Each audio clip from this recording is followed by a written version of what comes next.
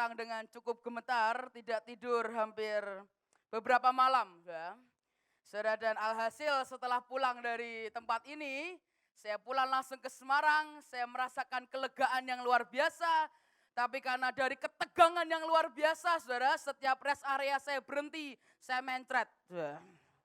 Saudara, dan hari ini saya datang, saya bilang, Tuhan, saya hari ini pulang tidak mau dengan mencret-mencret karena saya kejar kebaktian di Semarang. Dan tapi hari ini saudara, saya merasakan sedikit lebih tidak tegang daripada tahun lalu. Saudara, tapi hari itu ketika saya bangun, Tuhan berkata, nak, akan ada setiap manusia, kita akan melewati yang namanya fase padang gurun.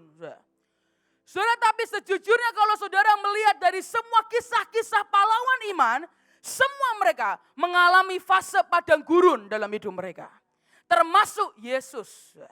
Yesus melewati fase padang gurun. Tapi saudara, perbedaannya, saya masih ingat Buin cerita di Bandung. Apakah engkau mau melewati 40 tahun seperti bangsa Israel atau hanya 40 hari seperti Yesus? Saudara, kan mari kita percaya kita nggak ada waktu untuk nunggu 40 tahun. Mari kita selesaikan dengan cepat, kita selesaikan dengan mantap. Dan kemenangan besar itu yang akan diberikan dalam hidup setiap kita. Tapi sekali lagi fase padang gurun bukanlah sesuatu yang mudah.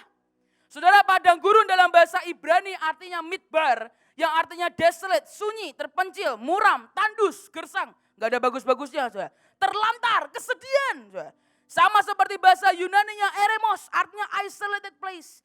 Tempat di mana kita bisa merasa tertekan, tempat di mana kita bisa merasa disingkirkan, tempat di mana kita akan merasa sangat-sangat tidak enak, mencekam.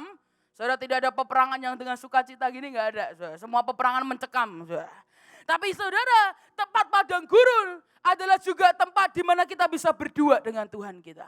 Tempat di mana tidak ada orang yang bisa mengganggu, tidak ada distraction di sekitar kita, tapi kita hanya berdua dengan Tuhan. Seperti yang di Yeskiel 20 ayat yang ke-10 sampai ayat yang ke-11. Firman Tuhan berkata, aku membawa mereka keluar dari tanah Mesir dan menuntun mereka kepada padang gurun. Di sana aku memberi kepada mereka ketetapan-ketetapanku dan memberitahukan peraturan-peraturanku. Dan manusia yang melakukannya akan hidup. Saudara, tapi sekali lagi, bagi Yesus proses padang gurun itu tidak hal yang berat. Saudara. Proses terberat dalam hidup Yesus adalah Getsemani. Tapi waktu Yesus masuk ke fase padang gurun, itu bukanlah proses yang berat bagi Yesus. Saudara, kenapa? Karena padang gurun hanya diperuntukkan untuk orang-orang yang rohnya kuat. Fase ini adalah orang-orang yang rohnya kuat, yang mampu untuk masuk dan keluar dari fase ini. Saudara, saya percaya kalau Tuhan mengizinkan kita akan memasuki fase padang gurun apapun dalam hidup kita, artinya Tuhan melihat kita sebagai orang-orang yang rohnya kuat. Jadi jangan ada di antara kita yang menjadi lemah, tapi karena Tuhan berkata kita kuat, maka kita benar-benar adalah orang-orang yang kuat di hadapan Tuhan. Lukas 1 ayat yang ke-80 ini adalah bukti. Saudara. Adapun anak itu bertambah besar dan makin kuat rohnya. Dan ia tinggal di padang gurun sampai kepada hari ia harus menampakkan diri kepada Israel. Yohanes sebelum dibawa ke padang gurun rohnya itu sudah kuat. Maka ketika dia masuk, maka ketika Yesus masuk dicobai, gak ada rasa. Bahkan ketika iblis menggunakan firman, Yesus menjawab dengan santai, dia balas juga dengan firman. Dan itu tidak menggusarkan Yesus. Dan itu adalah bukti nyata bahwa Yesus Yohanes adalah orang-orang yang rohnya kuat. Dan ketika dia masuk ke padang gurun, dia tidak mengalami penyesatan seperti 40 tahun bangsa Israel muter-muter. Tapi mereka selesaikan dengan begitu cepat. Karena roh mereka itu sangat-sangat kuat. Saudara, orang-orang yang rohnya lemah itu tidak mungkin hidupnya dipimpin oleh roh Allah. Saudara, orang yang rohnya lemah itu tidak mungkin hidupnya dipimpin oleh roh Allah. Kenapa? Karena roh itu memang penurut tetapi daging itu lemah. Lemah dalam artian tidak punya kemampuan untuk mengikuti perkataan Tuhan. Lemah dalam artian bukan hanya sekedar fisik, tapi engkau tidak punya kemampuan untuk melakukan apa yang menjadi perintah Tuhan dalam hidup setiap kita. Dan ketika iblis mencobai Yesus, kalau roh kita tidak kuat, maka percayalah kita akan gampang hancur, gampang terintimidasi. Kalau bahasa Jawanya gampang kelindes. Tetapi hari ini saya berdoa, mari kita jangan hindari akan fase ini. Karena fase ini juga adalah sebenarnya lompatan rohani yang luar biasa. Kalau saudara kita masuk ke fase ini, kita akan mengalami lompatan rohani yang begitu luar biasa. Mari kita lihat saudara, Lukas 4 ayat yang pertama sampai ayat yang ke-15. Lukas 4 ayat yang pertama sampai ayat yang ke-15. Yesus yang penuh dengan Roh Kudus kembali dari sungai Yordan, lalu dibawa oleh Roh Kudus ke padang gurun. Di situ ia tinggal 40 hari lamanya dan dicobai iblis. Selama di situ ia tidak makan apa-apa dan sesudah waktu itu ia lapar. Lalu berkatalah iblis kepadanya, jika engkau anak Allah, suruhlah batu ini menjadi roti. Jawab Yesus kepadanya, ada tertulis, manusia hidup bukan dari roti saja. Kemudian ia membawa Yesus ke suatu tempat yang tinggi dan dalam sekejap mata ia memperlihatkan kepadanya semua kerajaan dunia. Kata iblis kepadanya, segala kuasa itu serta kemuliaannya akan kuberikan kepadamu. Sebab semuanya itu telah diserahkan kepadaku dan aku memberikan kepada siapa saja yang kukehendaki. Jadi jika engkau menyembah aku, seluruhnya itu akan menjadi milikmu. Tetapi Yesus berkata kepadanya, ada tertulis, engkau harus menyembah Tuhan Allahmu dan hanya kepada Dia sajalah engkau berbakti. Kemudian ia membawa Yesus ke Yerusalem dan menempatkan dia di bumbungan bait Allah. Lalu berkata kepadanya, jika engkau anak Allah, jatuhkanlah dirimu ke sini ke bawah. Sebab ada tertulis mengenai engkau, ia akan memerintahkan malaikat-malaikatnya untuk melindungi engkau. Dan mereka akan menatang engkau di atas tangannya, supaya kakimu jangan terantuk kepada batu. Yesus menjawab katanya, ada firman, jangan engkau mencobai Tuhan Allahmu. Sesudah iblis mengakhiri semua pencobaan itu, ia mundur daripadanya dan menunggu waktu yang baik. Dalam kuasa Roh, kembalilah Yesus ke Galilea dan tersiarlah kabar tentang dia di seluruh daerah itu. Sementara itu ia mengajar di rumah-rumah ibadat di situ dan semua orang memuji dia. Firman Tuhan berkata, dalam kuasa Roh, Yesus turun dari padang gurun. Semua orang yang melewati fase padang gurun, percayalah engkau akan keluar dengan kuasa Tuhan yang ajaib. Tidak ada satupun dari kita ketika kita keluar dari fase padang gurun ini dan nothing happen. Enggak. Ketika saudara kita keluar seperti Yesus dengan kuasa Roh, kita akan keluar. Dengan kuasa Tuhan, kita akan melewati semuanya dan kita keluar menjadi seorang yang lebih dari pemenang. Dan ini adalah persiapan yang Tuhan harus lewati untuk sebuah lompatan yang besar. Tapi sekali lagi, mari kita berkata, Tuhan, jangan biarkan aku skip dengan fase ini. Karena fase ini akan membuat kita mempunyai lompatan rohani yang luar biasa. Yusuf melewati masa persiapan 13 tahun sebagai budak tawanan. Tapi dia keluar, dia pakai cincin pemerintahan di tangannya. Musa mengalami yang sama. Dia lewati fase padang gurun dan dia keluar dengan tongkat kuasa Allah di tangannya. Siapapun yang keluar dari fase padang gurun pasti akan keluar dengan kuasa Tuhan yang ajaib dan luar biasa. Tapi kalau saudara perhatikan, Yesus masuk, dia dipimpin dengan Roh Kudus, dengan roh yang sama. Tapi kemudian dengan roh yang sama, Yesus dibawa keluar dari padang gurun. Saudara jangan pernah engkau khawatir engkau masuk sendirian. Engkau masuk bersama dengan Roh Kudus. Dan dengan roh yang sama, dia akan membawa saudara keluar. Dengan roh yang sama, dia akan memampukan saudara untuk melewati fase padang gurun. Dengan anugerah, engkau akan melewati fase padang gurun itu. Tapi sekali lagi, saya mau berkata itu tidak pernah mudah. Tapi fase ini harus kita nantikan. Ini adalah fase yang seharusnya dinantikan oleh semua orang Kristen. Saudara, ini seperti contoh masa ujian. Masa yang paling kita benci, tapi masa yang paling kita nantikan. Kenapa? Kalau tidak ada ujian di sekolah, kita nggak bisa naik kelas. So, maka masa-masa ini adalah sebenarnya masa yang perlu kita nantikan. Masa di mana kita berkata, Tuhan aku tahu itu tidak enak. Tuhan aku tahu itu buruk. Tapi aku tahu ini akan membawa aku next level dan next level. Saudara, sekali lagi saya mau berkata demi kasih Tuhan. Jangan hindari fase ini. Jangan hindari fase ini. Tapi justru nantikan fase ini. Karena kalau saudara berhasil keluar dari padang gurun. Saudara berhasil keluar dari fase padang gurun hidupmu. engkau akan keluar bukan hanya sekedar menjadi seorang pemenang, tapi engkau menjadi pahlawan yang gagah perkasa. Kau bukan hanya sekedar menjadi pemenang, tapi lebih dari pemenang. Tapi sekali lagi, saya mau berkata, jangan lari dari fase ini. Jangan kabur, jangan skip dari fase ini. Karena fase ini akan membawa saudara masuk ke dalam next level. Tapi saudara, bagaimana rahasia Yesus bisa melewati padang gurun? Bagaimana caranya seorang Yesus dengan kemanusiaannya, dia masuk ke padang gurun dan dia bisa keluar menjadi pahlawan yang gagah perkasa.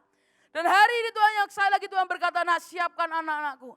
Karena saudara, kalau saudara bisa temukan kuncinya, saudara bisa temukan rema dan kebenarannya, itu yang akan memerdekakan saudara. Maka dalam musim apapun, tidak ada di antara kita yang menjadi kering. Di musim apapun, kita akan menjadi orang yang tidak akan pernah haus. Tapi kita akan berkata, Tuhan, dalam musim apapun, aku akan tetap menjadi orang yang diberkati. Mari kita belajar soal Lukas 2 ayat yang ke-46 sampai ayat yang ke-51. Lukas 2 ayat yang ke-46 sampai ayat yang ke-51. Sesudah 3 hari mereka menemukan dia dalam bait Allah. Ia sedang duduk di tengah-tengah alim ulama. Sambil mendengarkan mereka dan mengajukan pertanyaan-pertanyaan kepada mereka. Dan semua orang yang mendengar dia sangat heran akan kecerdasannya. Dan segala jawab yang diberikannya. Dan ketika orang tuanya melihat dia, tercenganglah mereka. Lalu kata ibunya kepadanya, nak, mengapakah engkau berbuat demikian terhadap kami? Bapamu dan aku dengan cemas mencari engkau. Jawabnya kepada mereka, mengapa mencari aku? Tidakkah kamu tahu bahwa aku harus berada dalam rumah Bapakku? Tetapi mereka tidak mengerti apa yang dikatakannya kepada mereka. Lalu ia pulang bersama-sama mereka ke Nazaret. Dan ia tetap hidup dalam asuhan mereka. Dan ibunya menyimpan semua perkara itu di dalam hatinya. Umur 12 tahun Yesus mengerti firman. Umur 12 tahun orang berkata apapun dia jawab dan semua orang tercengang. Rohnya bakal melebihi dari orang-orang tua yang hari itu ada di situ. Tapi hari itu bakal ketika dia sudah menunjukkan bahwa dia itu Allah, dia tetap kembali kepada asuhan orang tuanya. Maksudnya apa? Itu adalah sebuah penyangkalan yang luar biasa. Dari kecil Yesus menyangkal keakuannya.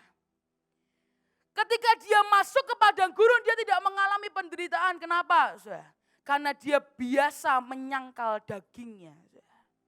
Hari itu dia sudah menunjukkan kehebatannya dan dia bisa tidak kembali ke asuhan orang tuanya. Tapi hari itu pada umur segitu Yesus menyangkal kedagingannya.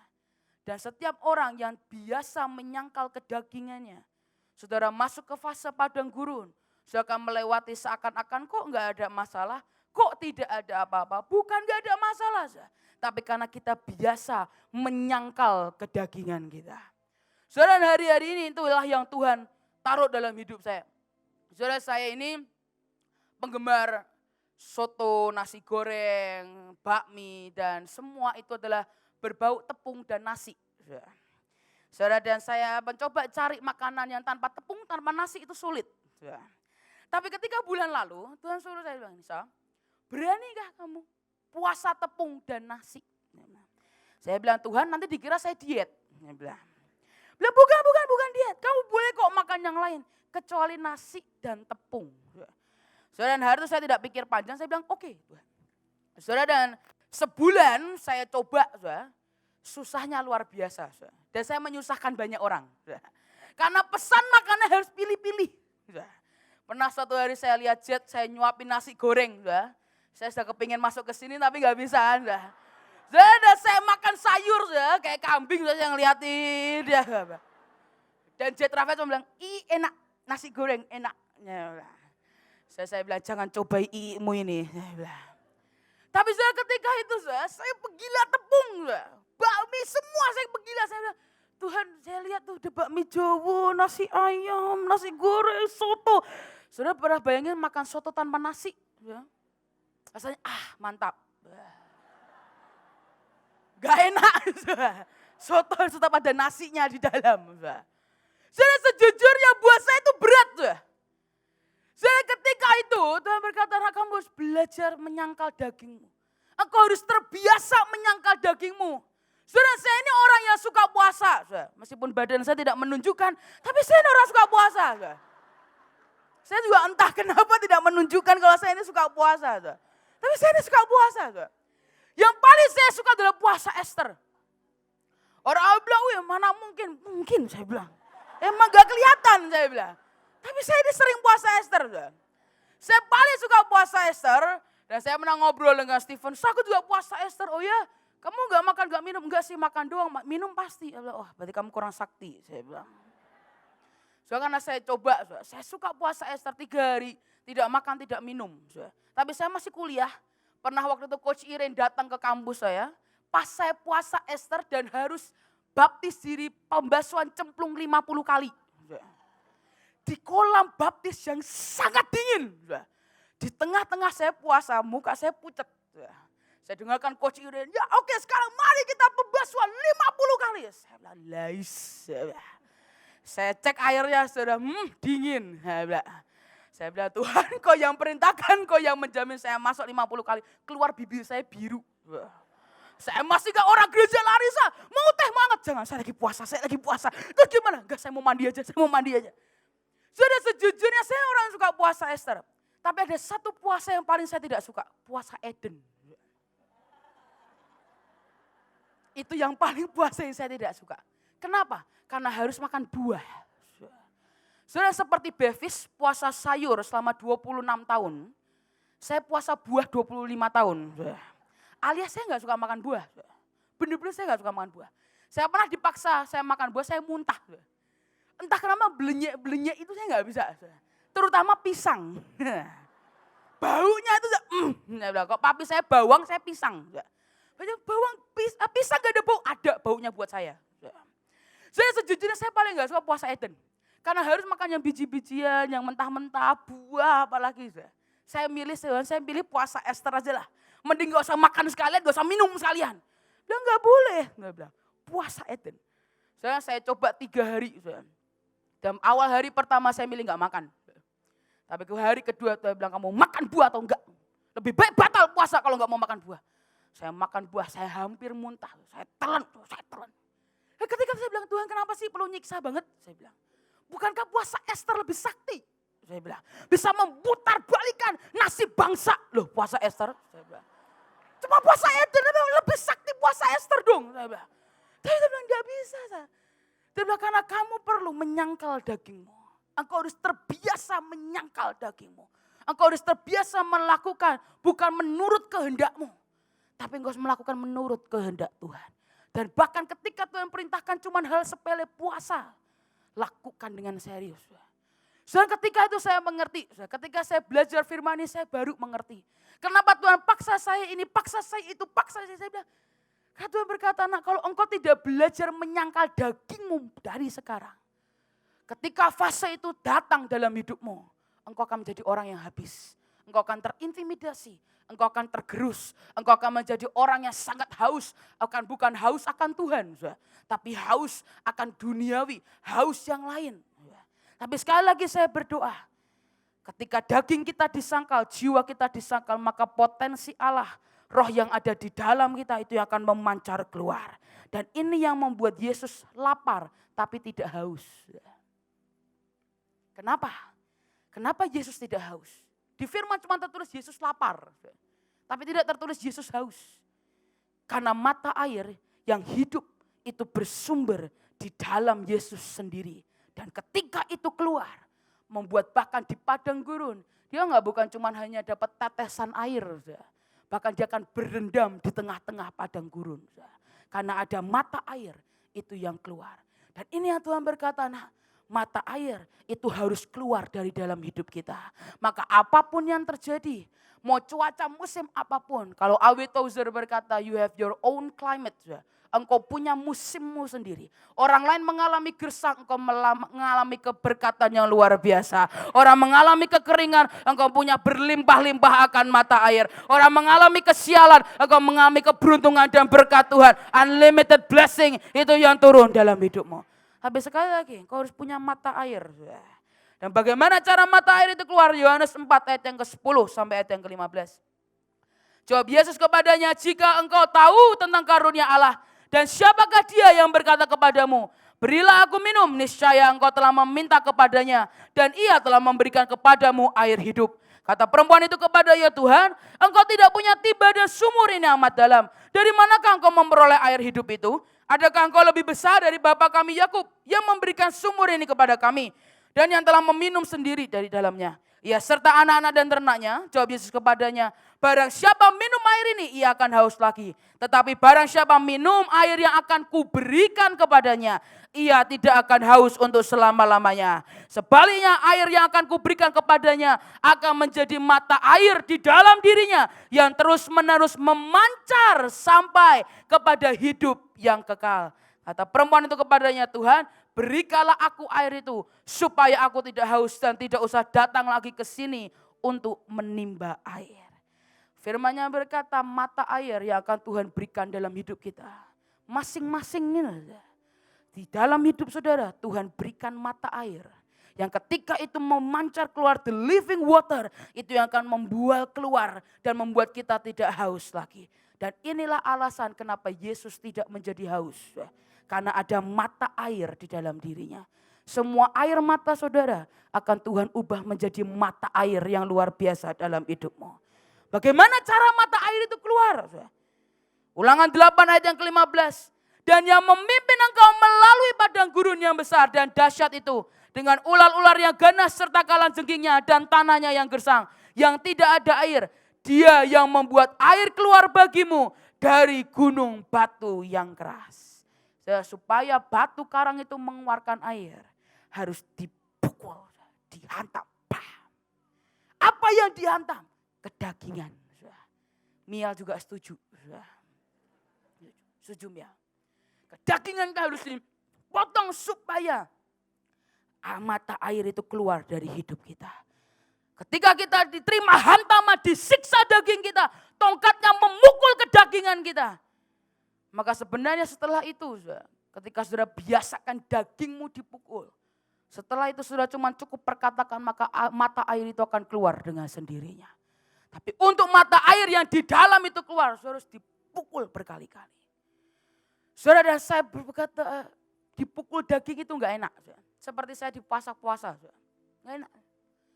Tapi ketika saudara membiarkan tongkat didikannya memukul kedagingan kita berkali-kali, seperti yang dialami Yesus, maka mata air itu ya akan keluar. Amin, yes, ya. Ada supporter kecil, yes. Enggak ada Jad, enggak ada Judah, Miel pun jadi. Dan hari itu kenapa saya bisa berkata seperti itu? Ketika setelah dipukul sudah cukup hanya memperkatakan, karena ini yang di Alkitab dikatakan Bilangan 21 ayat yang ke-16. Dari sana mereka ke BR, inilah sumur di mana Tuhan berfirman kepada Musa, kumpulkanlah bangsa itu maka aku akan memberikan air kepada mereka. Pada waktu itu orang Israel menyanyikan nyanyian ini, berbual-bualah hai sumur. Mari kita bernyanyi berbalas-balasan karena sumur yang digali oleh raja-raja. Sumur itu digali, kemudian mereka bernyanyi berbual-bualah hai sumur. Maka itu mata air itu akan keluar dengan sendirinya.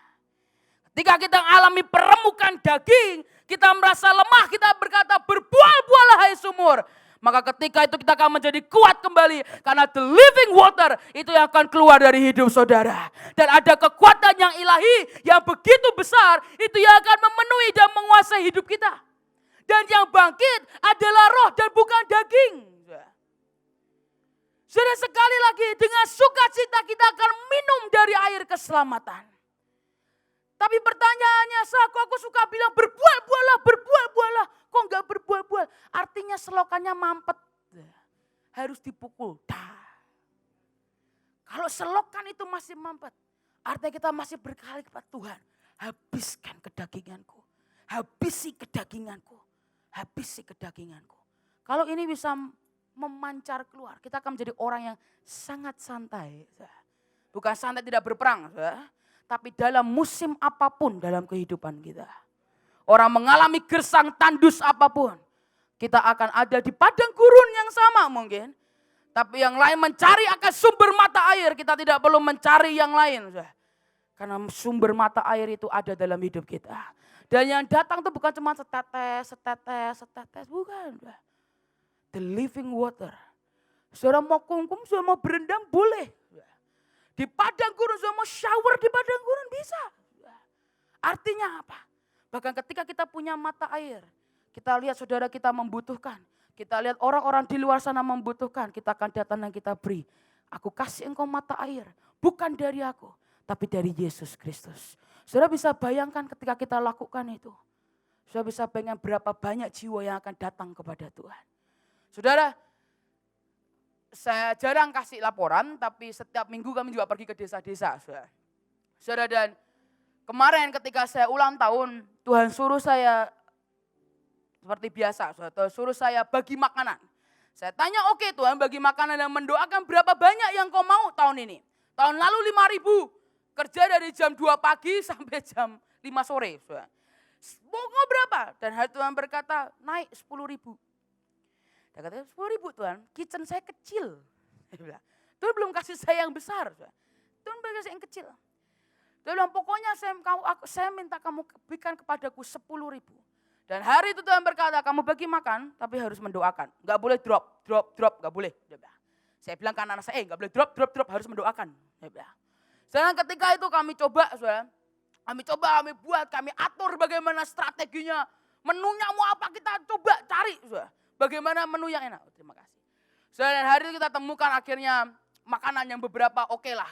Dan kita packing. Dan ketika hari itu semua mencar. Dari pagi kita kerja juga sama. Dari jam 9 malam kita baru selesai jam 7 malam. Balik. Maka kalau saudara tanya, kenapa aku nyicapin ulang tahun gak dijawab? Karena saya lagi masak di dapur. Saya gak ada waktu buat balesin chat saudara. Dan hari itu ketika itu ada banyak kesaksian tuh datang. Saya cuma sebungkus nasi segini. Orang bisa bilang ini adalah penyambung hidup buat saya. Terima kasih ya Dek, kamu kasih aku penyambung hidup, cuma nasi sekotak nih. Sudah hari itu anak-anak saya bilang, Bu boleh saya doain? Ada yang bilang, wah itu kristenisasi. Enggak ada kristenisasi. Kita cuma mau mendoakan. Karena kita sesama bangsa Indonesia. Kita cuma, meskipun kita beda agama, tapi bukankah Tuhan kita satu? Wah gaya sama. Dia gimana? Saya terima banyak laporan. Banyak mereka tiba-tiba nangis, terima Tuhan. Banyak yang bilang, bolehkah bawa aku ke Yesusmu? Banyak orang mengalami kesusahan, kok kamu tidak susah? Banyak orang tanya ke saya, kok ini orang semua susah, kok kamu gak susah? Saya bilang, bukan karena saya yang hebat bisnis. Saya gak bisnis apa-apa. Saya bilang, karena saya punya Tuhan yang luar biasa dan ajaib. Karena ketika kering dan tandus di sekitar kita, kita punya own climate, kita punya the living water turun dalam hidup kita. Dan apapun yang terjadi, hidup kita akan tetap diberkati dengan luar biasa. Saya punya satu anak, dia penari juga.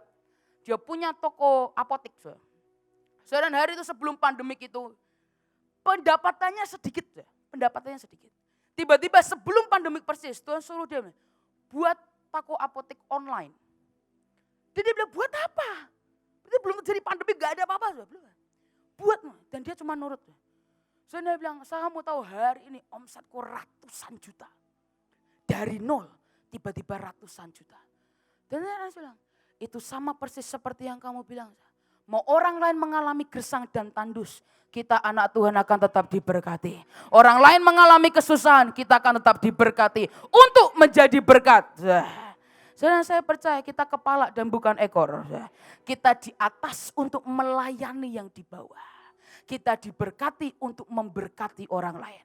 Dan ketika kita lakukan itu, saya terlalu percaya dengan cara apapun lawatan terbesar itu sebentar lagi akan datang. Lawatan yang belum pernah kita lihat sebelumnya itu yang akan datang. Dan kita akan ada tepat di tengah-tengahnya. Saya berdoa tidak ada di antara kita yang justru di luar. Karena kita kecewa, kenapa Tuhan tidak memberkati aku, kita kecewa. Tapi kita mau berkata kita mau punya iman seperti Daniel, Sadrah, Mesak dan Abednego. Dia berkata aku akan tetap menyembah Tuhan yang menolong aku. Sekalipun dia tidak menolong aku akan tetap sembah Tuhan. Dan itu iman yang perlu kita punyai untuk masa-masa yang seperti ini. Habis sekali lagi saya mau berdoa. Biarkan mata air itu keluar dari hidup kita. Pak Tuhan berkata Tuhan pukul dagingku, habisi kedaginganku. supaya mata air ini keluar. Dan ini yang akan terjadi ketika mata air itu keluar. Yeskel 47 ayat yang ke-12. Pada kedua tepi sungai itu tumbuh bermacam-macam pohon buah-buahan yang daunnya tidak layu dan buahnya tidak habis-habis. Tiap bulan ada lagi buahnya yang baru. Sebab pohon-pohon itu mendapat air dari tempat kudus itu. Buahnya menjadi makanan dan daunnya akan menjadi obat. Kalau mata air itu keluar, daun kita tidak akan pernah habis. Buah-buah kita tidak akan pernah habis. Ini sama seperti saya waktu Tuhan bawa saya ke surga. Saya lihat pohon ada buah, saya petik tumbuh lagi. Saya petik tumbuh lagi. Saya petik tumbuh lagi. So ketika kita memberi kepada orang, percayalah buah kita akan bertambah berlipat kali ganda. Dan inilah yang Tuhan berkata, nah ini yang perlu anak-anakku punya supaya mata air keluar dari hidupnya. Supaya unlimited blessing bisa turun dalam hidup setiap kita. Unlimited buah turun dalam hidup kita. Bahkan daunnya pun akan menjadi obat buat orang-orang di sekitar kita. Saudara, dan terakhir saya akan tutup dengan ceritanya. Ada satu pohon di Alkitab yang tiba-tiba ketika saya berdoa tengah malam, Tuhan suruh saya pelajari. Saudara, dan pohon itu adalah pohon tarbantin. Kalau saudara mungkin sering lihat di Alkitab, saudara baca akan ada banyak sekali yang disebut pohon tarbantin. Saudara, itu menjadi pohon tarbantin adalah pohon yang biasanya menjadi petunjuk arah. Makanya Abraham pohon tarbantin di Mamre, pohon tarbantin di mana, pohon tarbantin di mana. Saudara, tapi di Yesaya 61 disebutkan bangsa Israel engkau akan menjadi pohon tarbantin, pohon kebenaran, taman tanaman Tuhan. Saudara, ketika itu Tuhan suruh saya pelajari ini. Saudara, karena arti nama Hadassah itu sebenarnya semak. Keisha itu pohon, makanya kita keluarga tanaman. Saudara, itulah kenapa saya mendengar anak rumah Shalom ada yang dikasih ASI oleh 2 Keisha. Itu akan jadi pohon yang besar banget, saudara, pasti. Karena itu pohon-pohon. Dan pohonnya bukan yang kecil, pohon yang gede. Nah, saya itu cuma semak di bawah ini. Saudara. Tapi Tuhan menunjukkan kemuliaannya melalui semak yang belukar. Jadi meskipun kecil-kecil cabai rawit boleh, saudara ya. Jadi ketika itu Tuhan berkata pelajari pohon. Karena pohon tarban itu banyak variasinya. Ada yang dari pohon gede sampai semak, paling kecil. Sudah Tuhan berkata pelajari pohon ini. Sudah pohon tarbantin adalah sebenarnya pohon yang hidup di padang gurun. Dalam musim apapun, pohon ini tetap bisa bertahan. Sudah karena ternyata pohon ini punya akar yang begitu dalam. Akarnya itu sampai 45-65 meter ke bawah. Dan dia akan cari mata air, kalau di Mbah Google katanya, itu mencari mata air yang murni. Sudah ketika itu, saya nggak tahu ini benar atau salah, tapi saya baca researchnya ketika pohon itu akarnya ke bawah itu akan menyerap air. Maka bahkan ketika tidak ada air sekalipun, akar itu akan mengeluarkan air supaya dia tetap bertahan hidup. Sudah Tuhan berkata, nah, supaya engkau tetap bisa bertahan di padang gurun, engkau harus punya kedalaman, keintiman dengan aku. Akarmu harus sampai yang ke paling bawah. Sampai ke yang paling bawah. Karena ketika saudara punya keintiman dengan Tuhan, Tuhan pukul ke daginganmu, engkau tidak akan marah. Engkau akan berkata ini pukulan cinta yang dari Tuhan. Ketika engkau punya keintiman yang begitu dalam, engkau akan menjadi orang yang tidak mudah terintimidasi, tidak mudah marah, tidak mudah kecewa, tidak mudah murtad. Tapi kemudian ini adalah pohon yang daunnya itu sangat rimbun. Bahkan di Alkitab sampai diibaratkan menjadi tempat perteduhan buat banyak orang. Saudara, kita dipanggil untuk menjadi tempat perteduhan banyak orang. Kita dipanggil untuk menjadi berkat perlindungan buat orang-orang di sekitar kita. Tapi saudara, kita harus punya menjadi pribadi yang teduh. Ketika Yesus dicobai, ubah batu ini jadi roti. Yesus teduh. Karena seringkali batu tidak harus diubah menjadi roti. Karena apa? Batu bisa menjadi fondasi yang kuat dalam kehidupan kita. Ketika iblis mencoba kita, ayo buktikan dirimu. Kita menjadi orang yang sangat teduh. Cool spirit. Kalau papi berkata, my head is not pentul korek. Gagama panas. Tapi menjadi pribadi yang teduh. Tapi pohon ini juga menjadi obat-obatan. Dipanggil untuk menjadi alat Tuhan, menyembuhkan yang terluka. Merawat, memberi pakaian, memberi makan seperti orang yang punya tempat penginapan. Saya masih ingat cerita itu. Tempat di mana hari itu orang Samaria melihat ada orang yang tergeletak. Dan hari itu dia bawa ke tempat penginapan. Dan orang Samaria ini berkata ke tempat-tempat penginapan ini, kasih dia makan, kasih dia pakaian, kasih dia tempat perlindungan. Ketika aku kembali lagi, aku akan mengembalikan 2 kali lipat. Saudara, dan kita ini bukan hanya sekedar orang Samaria yang baik hati. Kita ini orang yang punya tempat penginapan. Tuhan menyelamatkan sebagai orang Samaria, dia menyelamatkan orang yang berdosa. Dan dia bawa kepada kita. Tuhan berkata, beri mereka makan, beri mereka pakaian, beri mereka tempat tinggal. Dan ketika Tuhan kembali lagi yang kedua kali, dia akan mengembalikan 2 kali lipat. Saya percaya ketika dia kembali lagi yang kedua kali, bukan dia mengembalikan berupa uang, tapi kita akan diangkat di awan-awan bersama dengan Tuhan. Dan yang terakhir, pohon ini akan tumbuh lagi sekalipun sudah ditebang. Sekalipun ditebang, pohon ini akan tetap hidup. Sekalipun kita dihantam, sekalipun kedagingan kita diremukkan, mari memilih untuk tetap hidup dan tumbuh bersama dengan Tuhan. Tuhan potong semuanya seperti ranting-ranting. Tuhan potong supaya apa? Kita bertumbuh, cut off to increase. Dipotong supaya saudara berbuah lebih banyak. Dipotong supaya saudara lebih berkembang lebih tinggi. Dipotong supaya saudara bisa menjadi berkat untuk lebih banyak orang lagi. Mari sekali lagi saya mau berkata, mari kita lewati fase padang gurun ini dengan kemenangan yang luar biasa. Pohon tarbantin itu adalah saudara dan saya. Tanaman Tuhan yang dalam musim apapun kita akan tetap hidup dan kita akan tetap bertumbuh. Sekalipun kedagingan kita dipotong, sekalipun semuanya diremukkan, kita akan tetap hidup dan bertumbuh. Dan ketika saudara keluar dari fase ini, saudara akan keluar dengan sebuah kemenangan, dengan kuasa roh, saudara akan turun. Dan saudara akan menjadi berkat buat banyak orang. Nah, seperti Yesus, ketika dia selesai dari padang gurun, firman Tuhan berkata, maka mata semua orang memandang hanya kepada dia. Maka mata semua orang akan memandang kepada saudara dan saya. Tapi seperti Musa, dia berkata ketika orang memandang aku, dia bukan lihat manusiaku. Yang dia lihat Tuhan yang ada di dalamku. Saudara, saya percaya, mari kita lewati fase padang gurun ini yang kita tidak tahu kapan akan terjadi. Tapi mari kita lewati dengan kemenangan yang dari Tuhan. In and out with the Holy Spirit. Kita masuk, kita keluar dengan tuntunan Roh Kudus. Sekalipun apapun yang terjadi, mata air itu harus keluar melalui keintiman dan pemukulan daging. Dan saya terlalu percaya, ketika orang lain jatuh, kita akan tetap berdiri sebagai orang-orang yang memegang perjanjian yang dari Tuhan. Yang percaya katakan amin. Yang percaya katakan amin. Tutup Alkitabmu saja, bangkit berdiri bersama-sama.